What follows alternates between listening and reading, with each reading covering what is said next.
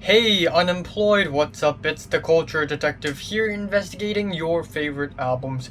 And today I'm going to be doing an album review on the latest Lana Del Rey album, Blue Banisters. So, Lana Del Rey, American singer-songwriter, she's back with a new album, Blue Banisters. And, yeah, Lana Del Rey has never been an artist that I'm a huge fan of. Some of her earlier works in the early 2010s have been pretty underwhelming, overly edgy, kind of thin and shallow, not really all that impressive. However, recently in 2019, she released Norman fucking Rockwell, which is an impressive album from her. Probably, actually, definitely the best album that she has released so far. It is incredibly solid, has good songwriting, has great chord progressions and melodies, and the production is not bad at all. And then that is followed with Lana Del Rey's first album this year, COCC, Cock, or Chemtrails Over the Country Club, where Lana Del Rey continues to mature her sound, which is really nice, even though Chemtrails is nowhere near as solid or as well written as Norman fucking Rockwell, so it ended up feeling kind of underwhelming.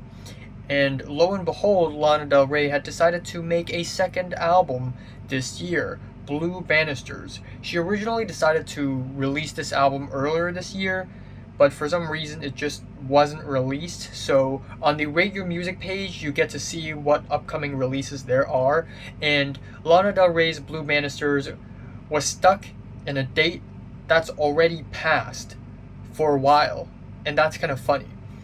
And another thing is that originally Lana Del Rey released a single leading up to this album, and the album cover originally is very bad and has received a lot of negative backlash. So Lana Del Rey kind of changed that, and that's a really good decision because the original cover would never make it, ever. As per usual, Lana Del Rey sings about broken love and betrayals on this album with one indie pop, soft pop ballad after another. And yeah, there actually isn't much to talk about in this album. Not really. The track Textbook is a really mild album opener, and one of the biggest flaws that this track has is the rhythm change. The rhythm changes from one rhythm to a slower rhythm from the verses to the chorus, and it just creates this really unnatural effect that just completely threw me off. And lyrically, Lana Del Rey tries to tie Black Lives Matter with her own love stories and narratives, which is just very unserious. We have the title track where the lyrics are written like it is in a diary. We have some distant pianos, and it's basically Lana Del Rey by the numbers. There's nothing special about it.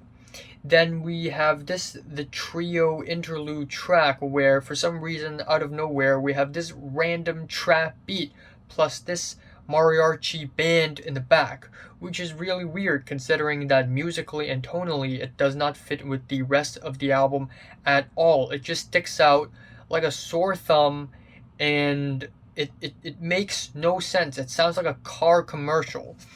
The track Black Bathing Suit is a total mess. It is a very strangely put together track. The chorus is very sloppy, and the I'm such a bad girl lyrics is not very good.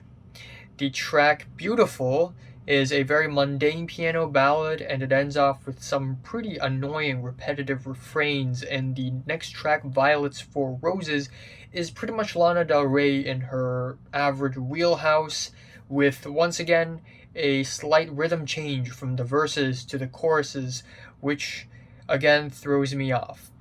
The track Dealer is when the album hits a new low point where Lana Del Rey collaborates with Mike Cain from Arctic Monkeys to make one of the weirdest Lana Del Rey songs I've heard, where Lana Del Rey tries her really, really best to shout, and it ends up sounding very hideous. Like, she's just screeching on top of her lungs. And the album also ends off kind of weak. The track Living Legend has these distorted yells where, again, I appreciate the experimentation, but it does not yield great results. The track Sweet Carolina is a pretty underwhelming ending. It's kind of muffled, and Lana Del Rey goes to her high register, singing in falsetto, but it does not necessarily go well. In fact, Lana Del Rey singing on this album is way worse than her previous work, and I think intentionally so. Like, she misses a few notes here and there on every single track. And I think it's because Lana Del Rey wants to aim for a more raw, unfiltered sound, but it just ends up sounding like bad karaoke. However, there are good songs on this album, of course. I like the track Arcadia, which is a gospel-esque emotional ballad, and the raw, unedited vocals, as average as they sound, I think they fit with the emotional balladry that the song is trying to be. The track If You Lie Down With Me is a catchy, ethereal guitar song with a big dramatic chorus. I also like the jazzy outro to the track. I like the track Thunder, and also the next two tracks. Thunder is probably my favorite song on the entire album. I like the vintage soul instrumentation, and the driving guitar rhythms is pretty nice. And the next track, Wildflower, Wildfire, has these dramatic piano chords, and vocal performance wise, it is definitely one of the better tracks on the entire album. After that, we have Nectar of the Gods, which is a clear ballad with great chord progressions. The guitars are a little bit out of tune, but I think it is a pretty concise and solid track. And finally, I like the track Cherry Blossom. For some reason, I don't know why.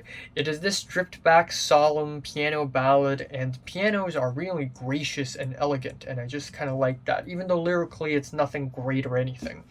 So, yeah, the album overall is kind of a mixed bag. Obviously, there are tracks that I enjoy, and obviously, there are tracks that I just very much dislike. Lana Del Rey is on a bit of a creative roll, and I really appreciate that, but she doesn't really do much on this album that yields great results, unfortunately. My favorite track here is Thunder, and my least favorite track here is Dealer. I'm giving Lana Del Rey's Blue Banisters a light 6 out of 10. So, have you listened to the latest Lana Del Rey album? From 1 to 10, which is your rate? I like it, subscribe if you want more. Thanks for watching.